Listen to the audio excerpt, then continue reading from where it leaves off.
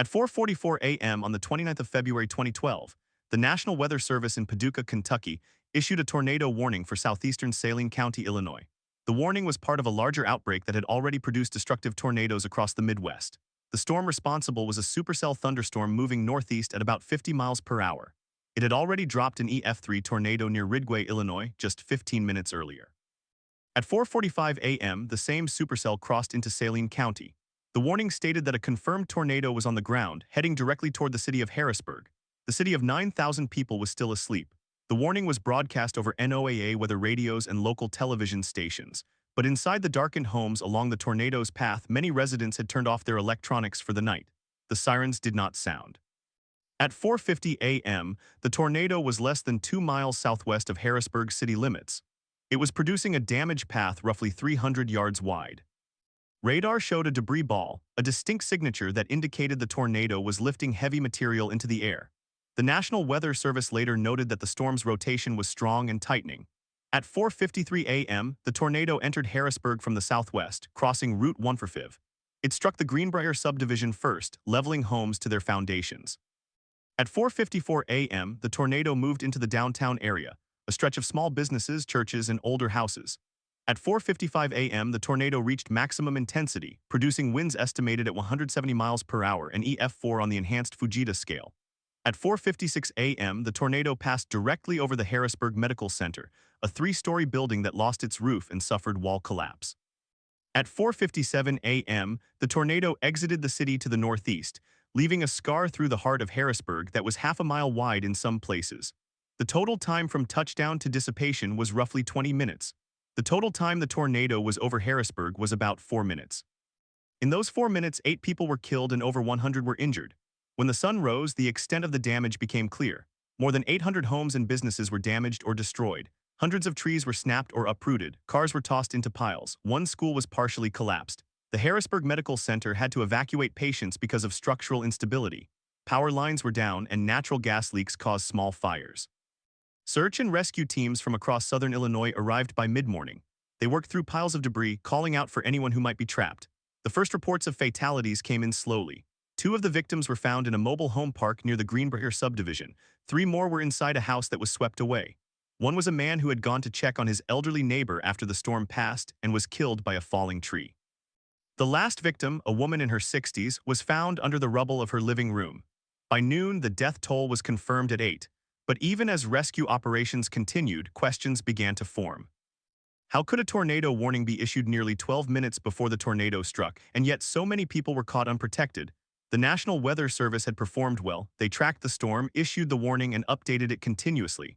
The storm was not a surprise. The outbreak was forecast days in advance. The problem was not the science.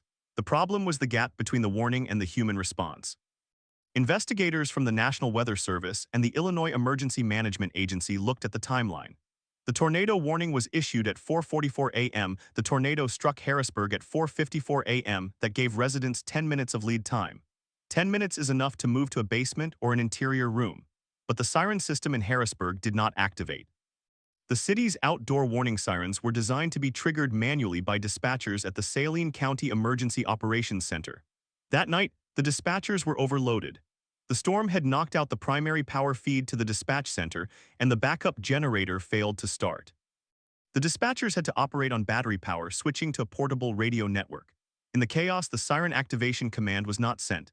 The sirens stayed silent. The silence was critical. The storm was arriving during the hours when most people were sleeping. Even with the NOAA weather radio, many households did not have them or they were turned off. The only way to wake people was a loud external alert. Without the sirens, the warning depended on television and radio broadcasts. But most people had gone to bed before the storm entered the region. The television stations, even if they broke into programming, were airing old reruns or infomercials. The people who needed the warning were not watching. The storm arrived in the nocturnal gap between technology and awareness. What happened in Harrisburg was not an anomaly. It was a case study in the vulnerability of nighttime tornado warnings. The National Weather Service had known for years that nocturnal tornadoes are more deadly than daytime ones. People are asleep. They cannot see the sky. They rely entirely on electronic alerts, but those alerts have limitations. NOAA weather radios are effective only if they are turned on, programmed, and located near the sleeping area. Many homes do not have them. Mobile phone alerts existed in 2012, but the wireless emergency alert system was still in its infancy and not all carriers participated. The result was a gap. A warning was issued, but it did not reach the people. The victims in Harrisburg were not reckless. They were ordinary residents of a small Midwestern city. One victim was a 52-year-old man who worked at the local coal plant. He lived in a brick house on the south side. His wife survived by hiding in the bathtub. He did not make it. Another victim was an 83-year-old woman who lived alone. Neighbors said she was hard of hearing. She likely never heard the warning on her television. A third victim was a father of two who had gone back into his home to grab his infant after the family had taken shelter. The tornado struck while he was inside. These were not failures of personal judgment. They were failures of a system that assumed warnings would be heard. Investigators also examined the storm's behavior. The tornado crossed Harrisburg at approximately 55 miles per hour. That speed made it difficult to track visually, but radar showed it clearly. The National Weather Service had issued the warning based on radar signatures, not visual confirmation. That was standard practice, and it saved time. But the storm's rapid movement also meant that the window of reaction was compressed. 10 minutes of lead time sounds generous, but in practice it was barely enough to wake up, process the alert, move to shelter, and secure children. For a family in a mobile home, 10 minutes meant they had no choice but to leave.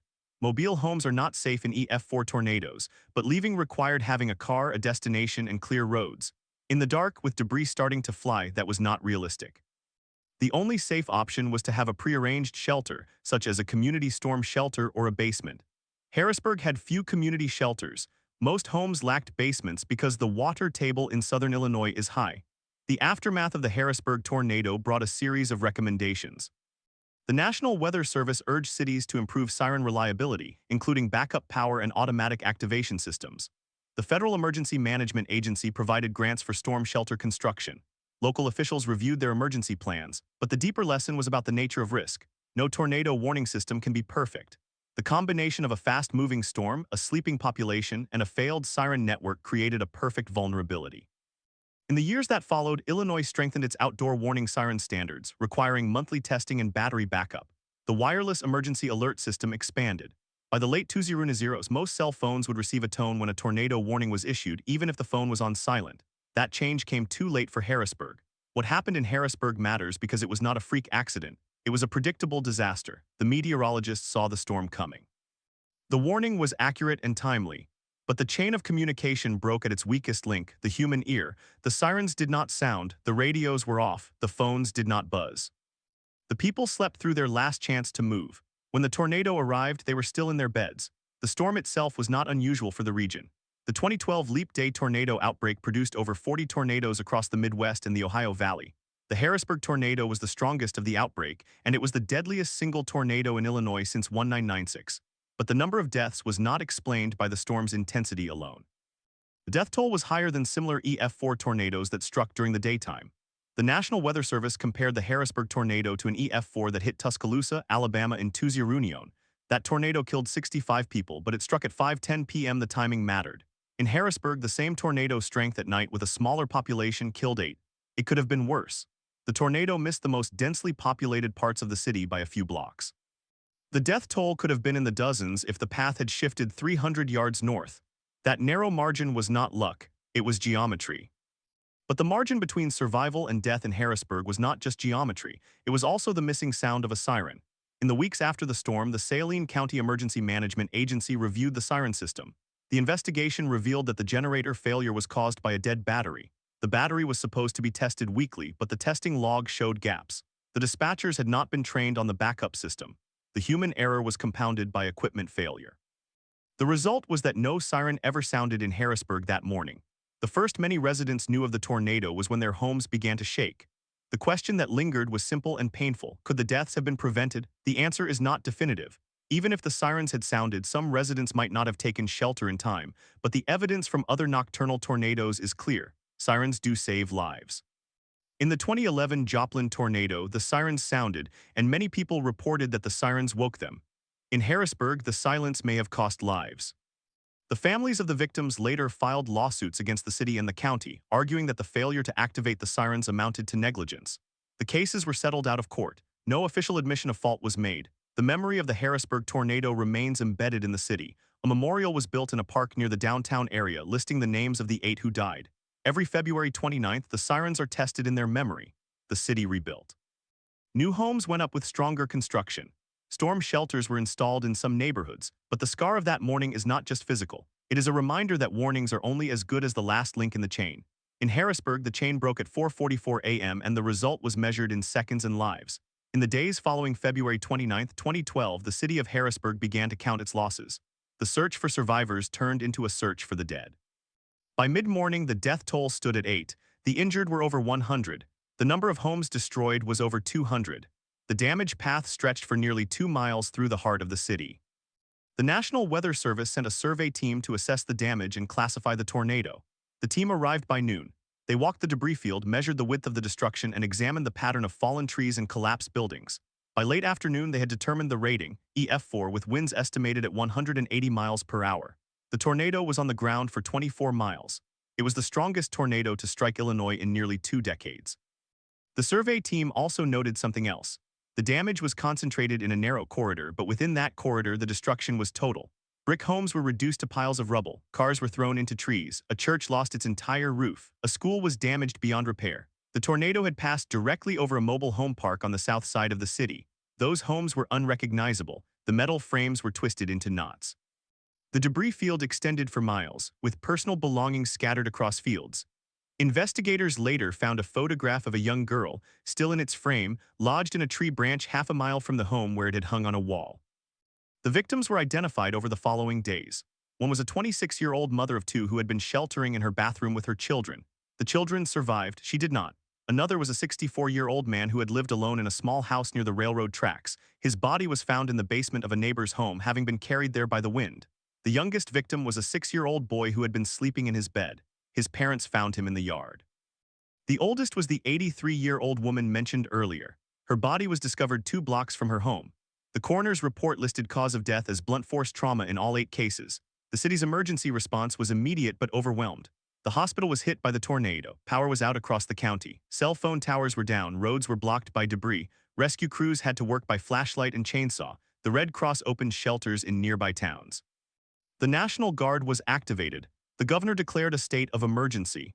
By March 2nd, the Federal Emergency Management Agency had arrived to assess the damage. The recovery would take years. But the question that haunted the investigation was not about the recovery, it was about the warning.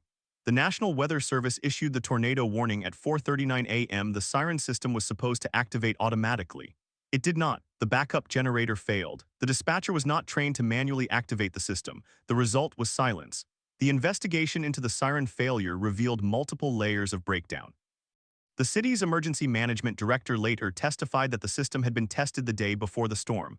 The battery was found to be low, but the decision was made to postpone charging it until after the weekend. The storm came before the weekend. The system failed. The National Weather Service review of the warning process found no errors. The warning was issued in a timely manner. The radar signature was clear. The lead time was 10 minutes. But the review also noted that the warning was not received by many residents. The outdoor sirens were meant to be the primary alert for people who were asleep. When the sirens failed, the warning became invisible. The review recommended that communities ensure their siren systems have redundant power sources, automatic activation, and regular testing under load. Harrisburg implemented those recommendations in the months after the storm, but the damage was done. The broader context of the 2012 Leap Day outbreak is important. Over the course of 24 hours, 41 tornadoes touched down across the Midwest. The outbreak was driven by an unusually strong low-pressure system that drew warm, moist air from the Gulf of Mexico into a region that was still experiencing winter temperatures. The conditions were similar to those that produced severe storms in April and May, but they occurred in late February. The Harrisburg tornado was the strongest, but there were others. In southern Indiana, an EF3 tornado killed 2 people. In Ohio, an EF2 tornado injured several. The outbreak was a reminder that tornadoes can strike at any time of year and that the season is expanding. Climate data shows that the frequency of early-season tornadoes has increased over the past 3 decades. The risk is growing. The Harrisburg tornado also highlighted a specific vulnerability. Nocturnal tornadoes are twice as likely to be deadly as daytime tornadoes. The reason is simple: people are asleep. They cannot see the storm coming. They rely on electronic alerts, but electronic alerts have limitations. A study published in 2014 examined the effectiveness of tornado warnings for nocturnal events. The researchers found that the average lead time for a nighttime tornado warning is 9.5 minutes, compared to 12 minutes for daytime warnings. The shorter lead time is partly because nighttime storms are harder to detect visually, but also because the warning systems are designed for an awake population. The study concluded that the most effective way to save lives during nocturnal tornadoes is to ensure that sirens are audible indoors, that weather radios are placed in bedrooms, and that mobile phone alerts are enabled. In 2012, none of these were guaranteed. The wireless emergency alert system was launched in 2012, but it was not fully implemented. Many carriers did not participate. The system was voluntary. In Harrisburg, the alerts were not sent to mobile phones because the local emergency management agency had not yet enrolled in the program. The technology existed, but the infrastructure was not in place. It took another year for the system to expand to most carriers. By then, the lessons of Harrisburg had been studied, but the policy changes were slow. One of the most significant changes after Harrisburg was the emphasis on community storm shelters. The Federal Emergency Management Agency increased funding for shelter construction in tornado-prone areas. Illinois adopted a new standard requiring all new mobile home parks to have a community shelter within walking distance. Existing parks were encouraged to retrofit, but retrofitting is expensive and many parks could not afford it. The result is that many mobile home residents remain vulnerable today. In 2018, a tornado struck a mobile home park in southern Illinois, killing 2. The park had no shelter. The pattern repeats. The human consequences of the Harrisburg tornado extended beyond the 8 deaths. Survivors faced a long recovery. Many lost everything. Insurance claims totaled over $40 million. Some families never rebuilt. They moved away. Others stayed, determined to rebuild their community. The Harrisburg School District was forced to close one elementary school. The students were relocated. The church that was destroyed was rebuilt with donations from across the country. The city held a memorial service on the one-year anniversary. The names of the victims were read aloud. The sirens were tested at 4:44 a.m., the time of the tornado. They worked perfectly that morning. Survivors speak of the event with a mixture of grief and gratitude. Grief for those who died, gratitude for the narrow margin that spared them. One survivor described hearing the wind before the sirens would have sounded. She said she heard a roaring sound like a freight train, but softer, more hollow. She woke her husband. They ran to the basement. The tornado passed over their home, tearing off the roof. They survived. She later said that if she had not woken up, she would have been in bed when the roof came off. She credited the roar of the wind, not any warning system, for saving her life. The question of why the sirens failed remains, even after the lawsuits were settled. The city acknowledged that the system had not been properly maintained. The battery was old, the testing was inconsistent, the training was insufficient. But the city also pointed to a deeper problem. The siren system was designed to be heard outdoors. It was not meant to wake people from sleep. In Harrisburg, the sirens were placed on utility poles about 20 feet above the ground. The sound was projected outward, not downward. In a home with closed windows, air conditioning, and insulation, the sirens would be barely audible even if they worked. The failure of the siren system was not just a mechanical failure. It was a design failure.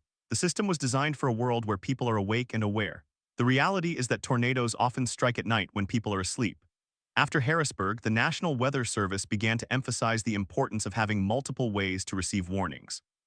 They encouraged people to buy weather radios, to sign up for mobile alerts, and to check local news before bed. But the burden should not be on individuals alone. The system must be reliable. The tragedy of Harrisburg is a failure of that system. The warning was issued. The technology existed, but the chain broke. And when the chain breaks, the result is measured in seconds and lives. The story of Harrisburg is not over. Every year, tornadoes strike at night.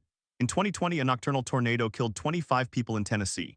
In 2021, a nighttime tornado killed 6 in Arkansas. In 2023, a tornado struck Rolling Fork, Mississippi at 8:25 p.m., killing 17. The pattern is consistent.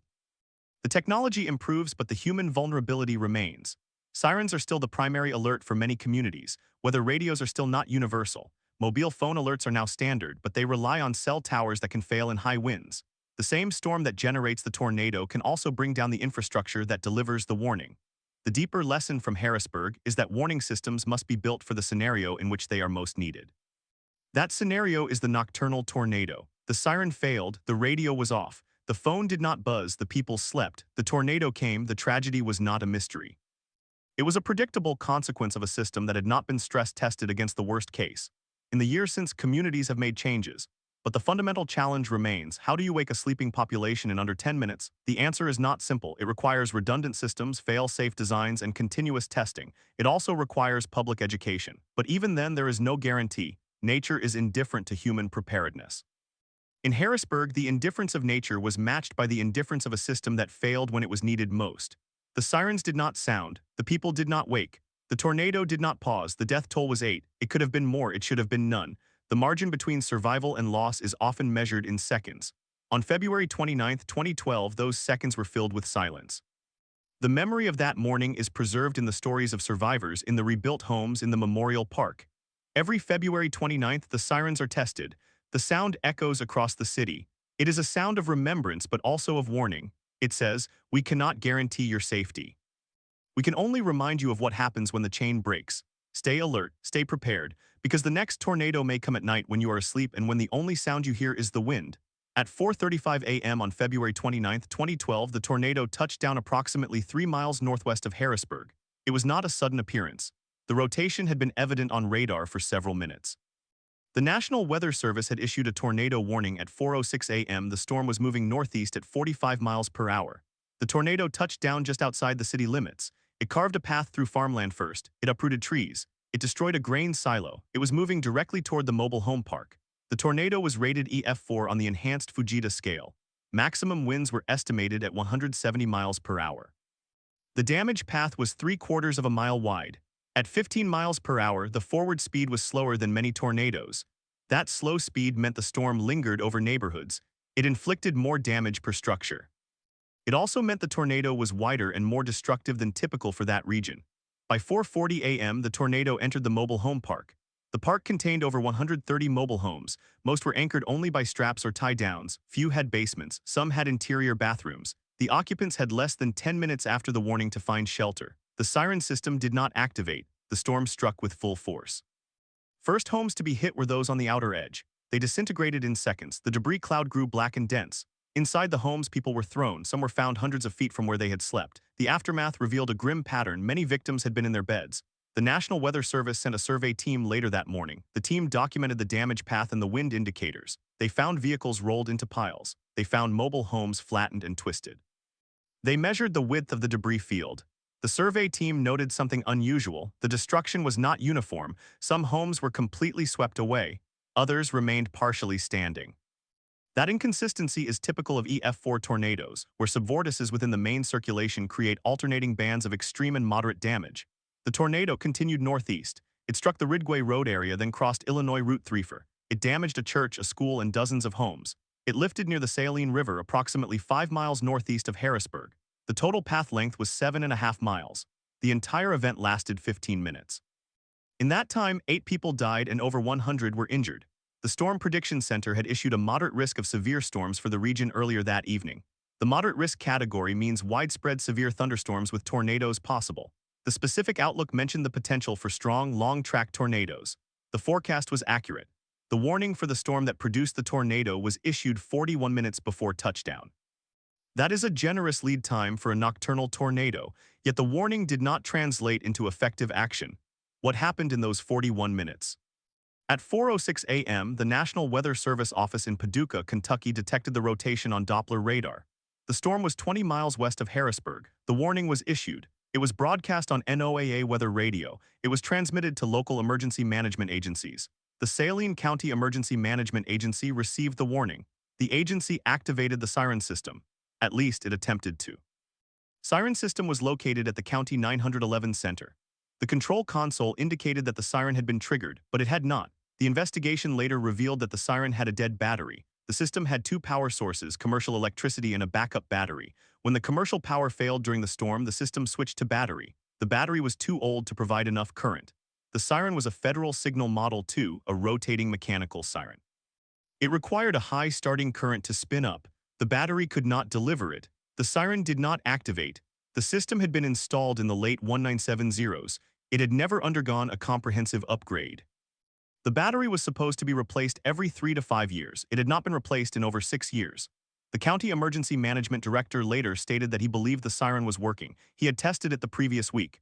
But the test had been conducted during the day when the commercial power was stable. The test did not simulate a power failure. The system passed the test under ideal conditions.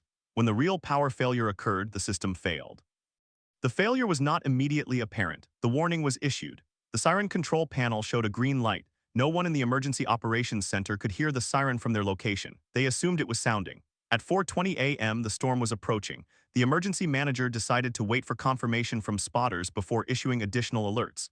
The spotters were not deployed because of the darkness and the logistical difficulty of positioning them at night. The emergency manager relied on radar alone. The radar showed the rotation, but without confirmation there was hesitation. At 4:25 a.m., the rotation intensified. The emergency manager contacted the National Weather Service. The Weather Service confirmed the tornado was likely on the ground. The emergency manager then called the local dispatch center.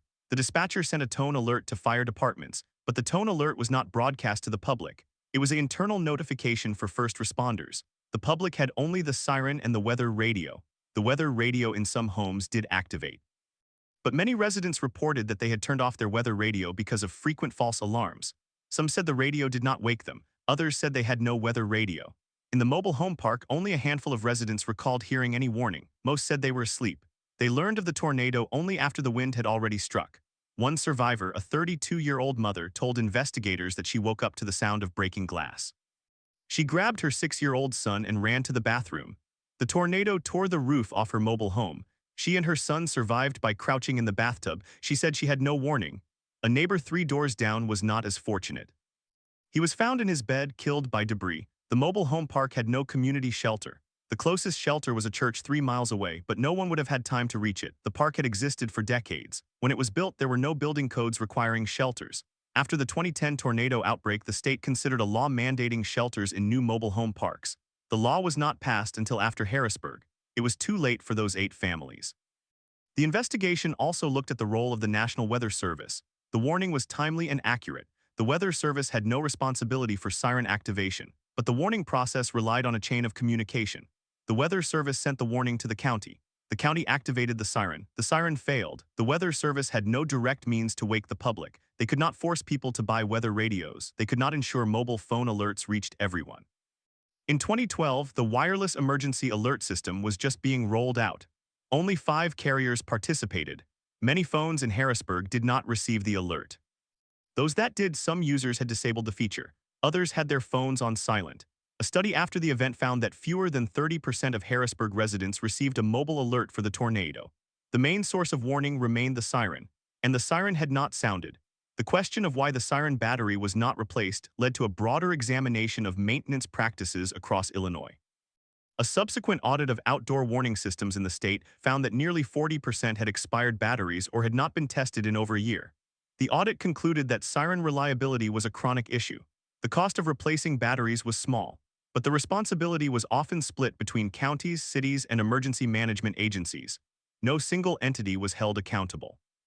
After the Harrisburg tornado, the Illinois Emergency Management Agency revised its siren maintenance guidelines. Agencies were required to document all tests and log battery replacement dates, but the changes were not enforced. A follow-up report in 2018 found that compliance was inconsistent. Some communities had improved, others had not. The human cost of the Harrisburg tornado cannot be reduced to statistics. There were 8 funerals. They were held on different days in different churches. One was for a young boy aged 9. He had been staying with his grandparents. His grandparents survived. He did not. The family later sued the county and the siren manufacturer. The lawsuit alleged negligence in the maintenance of the siren and failure to warn. The case was settled out of court for an undisclosed amount. The settlement included a confidentiality agreement. The family said they wanted answers, not money. They never received an admission of fault. Another victim was a 57-year-old woman who had moved to Harrisburg to be near her daughter. She lived alone in a mobile home. She had purchased a weather radio but forgot to replace the batteries. On the night of the storm, the radio was in a drawer. She was asleep when the tornado struck. Her daughter found her body in the debris the next morning. The survivors faced long-term trauma.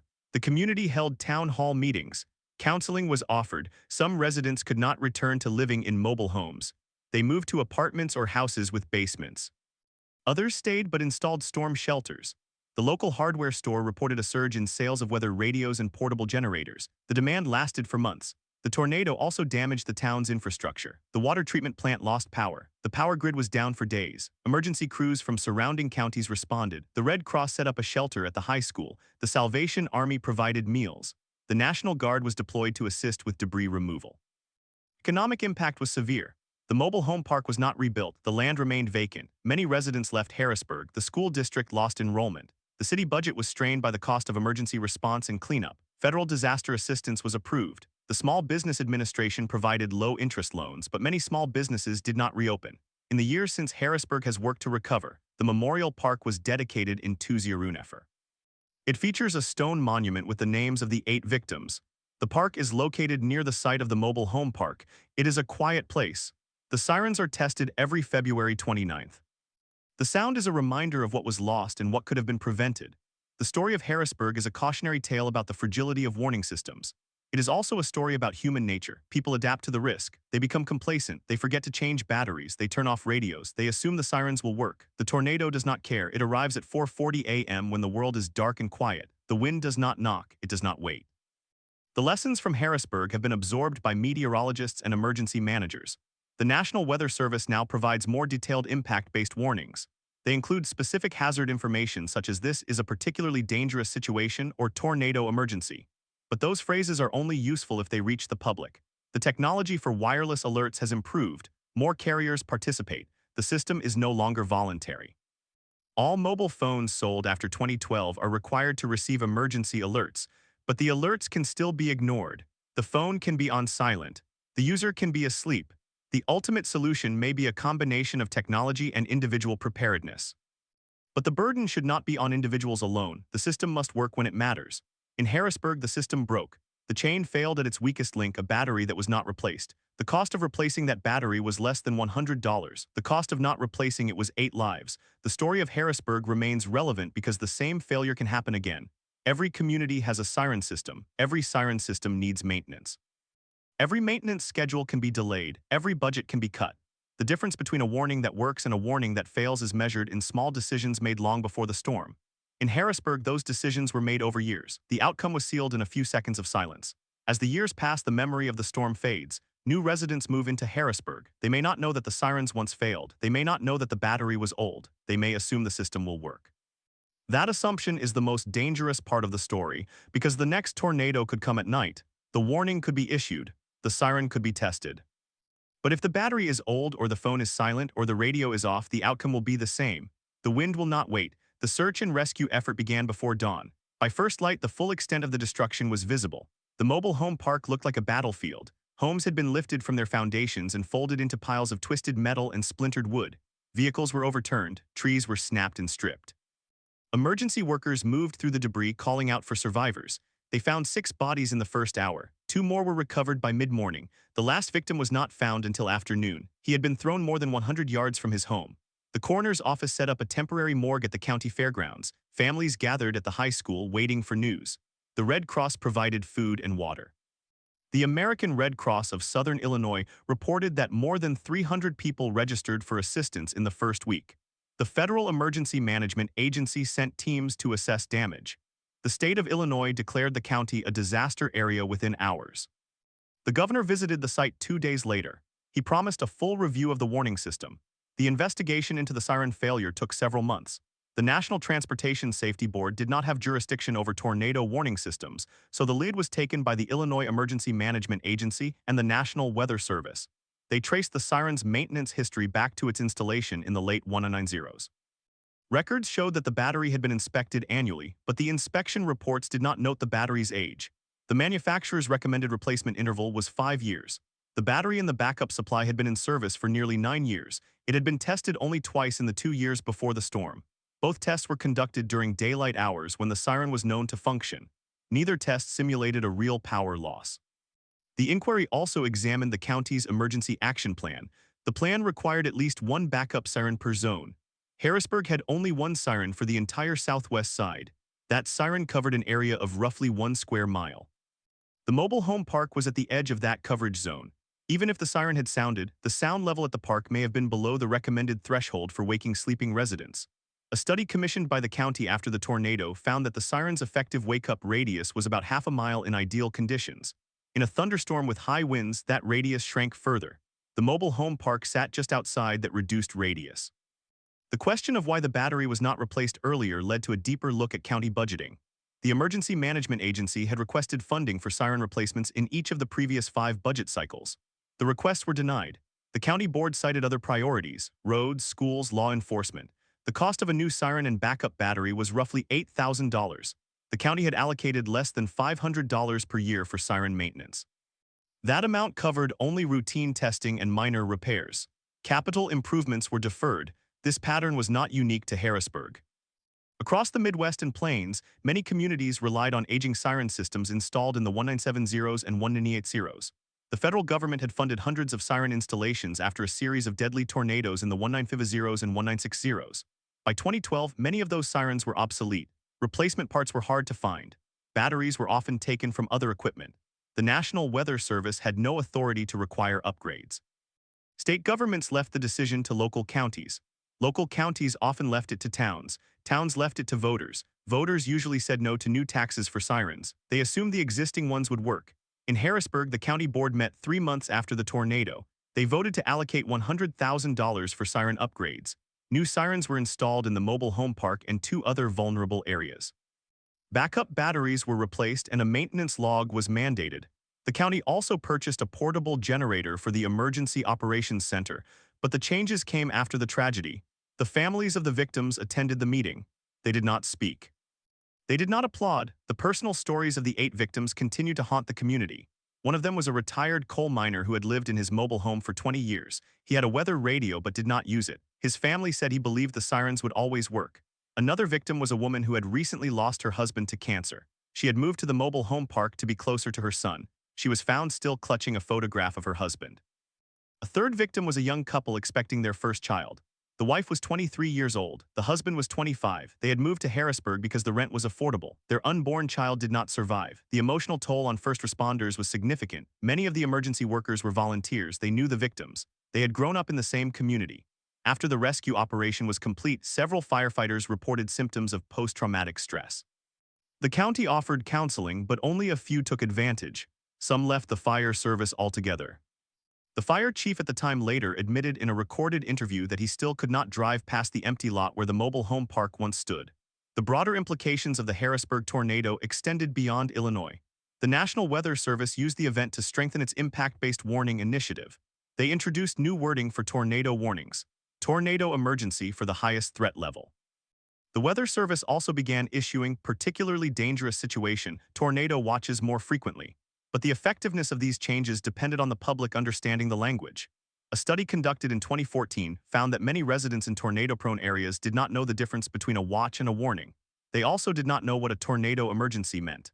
The wireless emergency alert system was overhauled after 20 network. The Federal Communications Commission required all wireless carriers to participate in the system by 2023. By 2015, 90% of mobile phones in the United States were capable of receiving emergency alerts. The system could now target specific geographic areas with extreme precision, but the alert still had to be audible. If the phone was on silent or the user had disabled the feature, the warning did not reach them. The Harrisburg case became a key example in FCC reports on the need for public education about alert settings. Some states enacted stricter building codes for mobile homes. Illinois passed a law requiring storm shelters in any new mobile home park of 10 or more units. The law went into effect in 2024, but it applied only to new construction. The park destroyed in Harrisburg was not rebuilt. Other parks across the state were not required to retrofit. The law was a step forward, but it did little for the thousands of mobile homes already standing. The insurance industry also took note. After the Harrisburg tornado, several large insurers began requiring homeowners in mobile homes to present proof of a storm shelter or a plan for emergency evacuation. Those who could not provide proof faced higher premiums. Consumer advocacy groups criticized the move as punitive to low-income residents. Mobile homes were already the most affordable housing option in many rural areas. Adding shelter costs made them less accessible. In the decade after the storm, Harrisburg slowly healed. The town built a new community center with a reinforced basement. The high school installed a weather radio system that broadcast warnings directly to classrooms. The local radio station partnered with the National Weather Service to provide live coverage during severe weather. The station's general manager had lost a friend in the tornado. He saw the partnership as his personal contribution to prevention, but unanswered questions lingered. Why did the county board deny funding for siren maintenance for 5 consecutive years? The minutes of the board meetings from 2007 to 2012 record no formal discussion of the issue. The emergency management director had submitted budget requests, but they were never placed on the agenda. The board later stated that they were unaware of the severity of the need, yet the same board members had received annual reports from the Emergency Management Agency. The reports listed the age of the siren batteries. The board did not read them. How many other communities had similar gaps? A national survey conducted by the National Emergency Management Association in 2013 found that 1 in 3 local emergency management agencies reported that their outdoor warning siren systems were not fully operational. The most common reason was deferred maintenance. The most commonly deferred maintenance item was battery replacement. The Harrisburg tornado also raised questions about the role of individual responsibility. The National Weather Service emphasized that no warning system can protect someone who ignores it. But the victims in Harrisburg were not ignoring the warning. They never received it. The siren was the last line of defense. That line broke. The story of Harrisburg is a reminder that disaster preparedness is a chain. The National Weather Service issues the forecast. The county activates the siren. The battery holds the charge. The resident hears the sound. The cell phone vibrates. The weather radio beeps. Every link must hold. In Harrisburg, the chain was only as strong as a single battery that cost less than $100 to replace. The wind does not care about budgets. It does not care about meeting agendas. It does not care about promises made after the tragedy. It comes at 4:40 a.m. when everyone is asleep. It does not knock. It does not wait. In the years since, meteorologists have used the Harrisburg event as a cautionary tale in training sessions.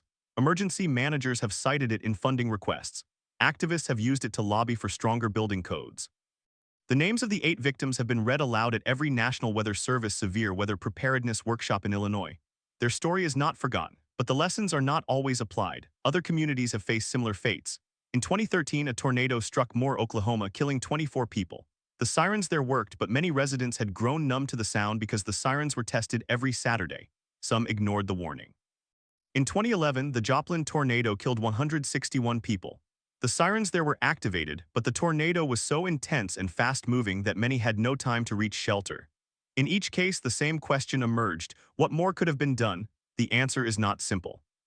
It involves funding, education, engineering, psychology, and luck.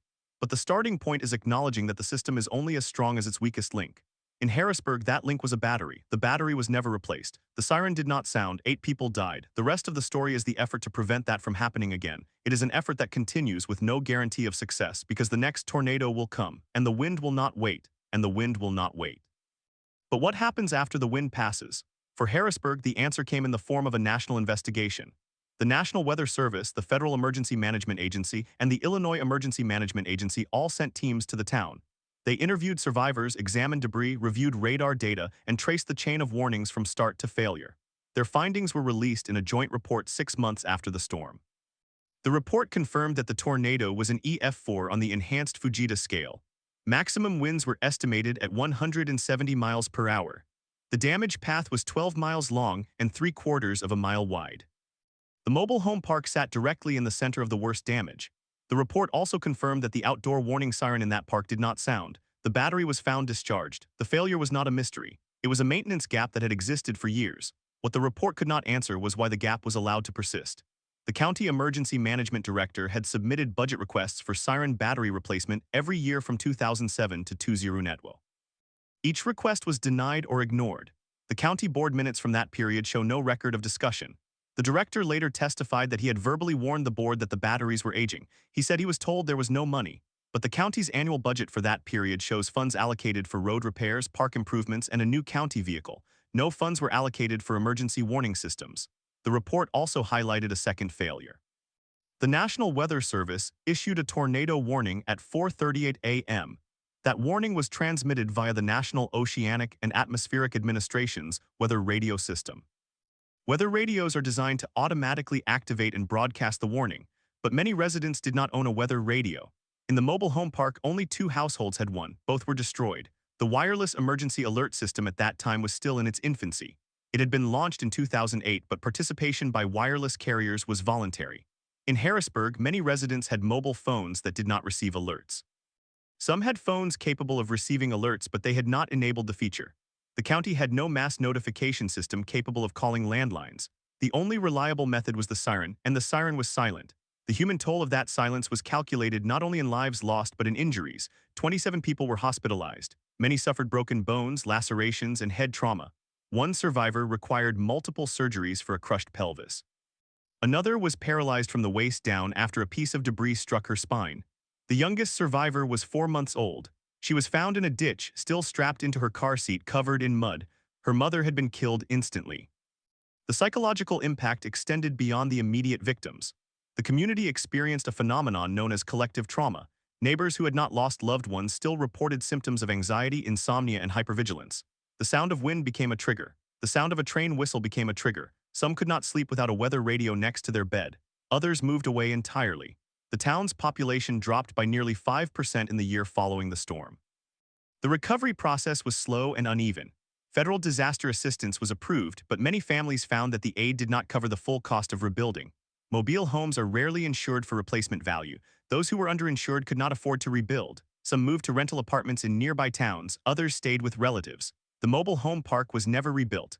The land was bought by a local church and turned into a memorial garden. The names of the 8 victims are engraved on a granite stone at the entrance, but the story does not end with the memorial. The failed siren became a symbol of systemic neglect. The case was cited in a 2013 congressional hearing on emergency communications. Representative from Illinois argued for federal standards for outdoor warning siren maintenance.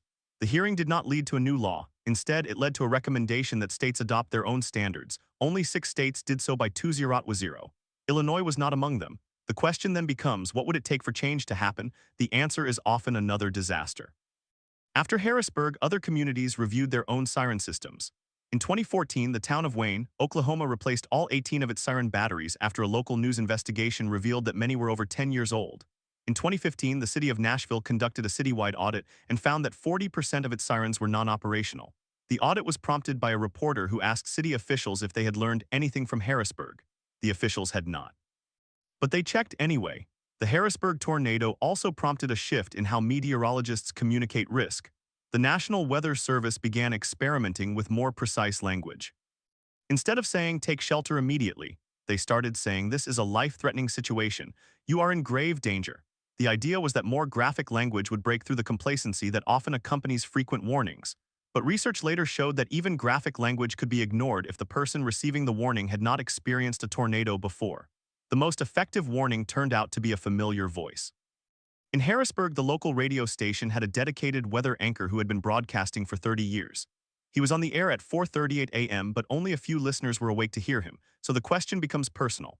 What would you do if you were asleep at 4:40 a.m. and the siren did not sound? You would rely on luck. That is what happened in Harrisburg. Some were lucky, some were not. The difference between life and death in that mobile home park was a matter of seconds. The couple in the front row of the park heard a noise and woke up. They saw the clouds and ran to a neighbor's basement. They survived. The family at the back of the park did not hear anything. They died. The randomness of survival is perhaps the hardest lesson. It is not a lesson that can be budgeted for. It is not a lesson that can be fixed with a new battery. It is a reminder that when the chain of protection breaks, the result is not a statistic. It is a woman clutching a photograph. It is a young couple expecting a child. It is a man who spent his life serving a community that could not afford to serve him back. The wind does not care about any of that. It comes at 4:40 a.m. every time somewhere. In Harrisburg, it came on February 29, 2012. The sirens were silent, the weather radios were few, the warnings were issued but not received, and 8 people paid the price. Their names are not forgot, but the question remains, will the next Harrisburg be prevented, or will another battery, another budget cut, another missed meeting lead to another silent siren in another small town? The answer is not written. It is built year by year, decision by decision, dollar by dollar, and the wind will not wait. In the weeks that followed, the National Weather Service released its final report on the tornado. The date was May 15, 2012. The report was 72 pages long. It contained detailed damage surveys, radar data, and a timeline of the storm's development, but it also contained a section titled Community Warning System Assessment. That section was 4 pages. It documented the failed siren, the lack of weather radios, and the absence of a mass notification system. It did not assign blame, but it did list 10 recommendations. The first recommendation was that all outdoor warning sirens should be tested weekly and inspected annually. The second was that battery backup systems should be replaced every 3 years. The third was that emergency management agencies should develop a backup plan for when sirens fail. The recommendations were sent to every county in Illinois. The State Emergency Management Agency held a conference call to discuss them. On that call, representatives from 20 counties reported that they had not inspected their sirens in more than a year. 12 counties reported that they did not have battery backup systems at all. One county reported that its sirens were so old that replacement batteries were no longer manufactured. The call lasted 30 minutes. No follow-up was scheduled. In Harrisburg, the city council held a special meeting in June 2012. The meeting room was packed. Residents demanded answers. The county emergency management director spoke first. He apologized for the siren failure. He explained that he had requested funding repeatedly. He showed the council copies of his budget requests from 2007, 2008, 2009, 2010, and 2011. Each request was for $1,200. Each request was denied. A council member asked why the director had not made the failure public. The director said he believed the issue would be resolved internally. He was wrong. The meeting lasted 2 hours. At the end, the council voted to allocate $15,000 for siren upgrades. The money came from a reserve fund that had been set aside for road resurfacing. The council also voted to create a new position, an emergency management coordinator. That position would be responsible for maintaining the sirens and coordinating with the National Weather Service. The coordinator was hired in August 2020. The new batteries were installed in September. The sirens were tested on October 1st. They worked, but the damage was done, and the questions lingered.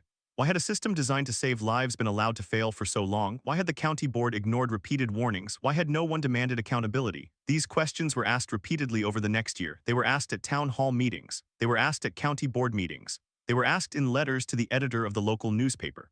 But no one was ever held responsible. The county board members who had denied the funding requests remained in office. The emergency management director retired quietly in 2003. The siren manufacturer issued a statement expressing condolences, but noted that the battery had exceeded its expected lifespan by 3 years. The human cost continued to ripple. The 8 families who lost loved ones filed a wrongful death lawsuit against the county. The lawsuit argued that the county had a duty to maintain the sirens and that the failure to do so constituted negligence.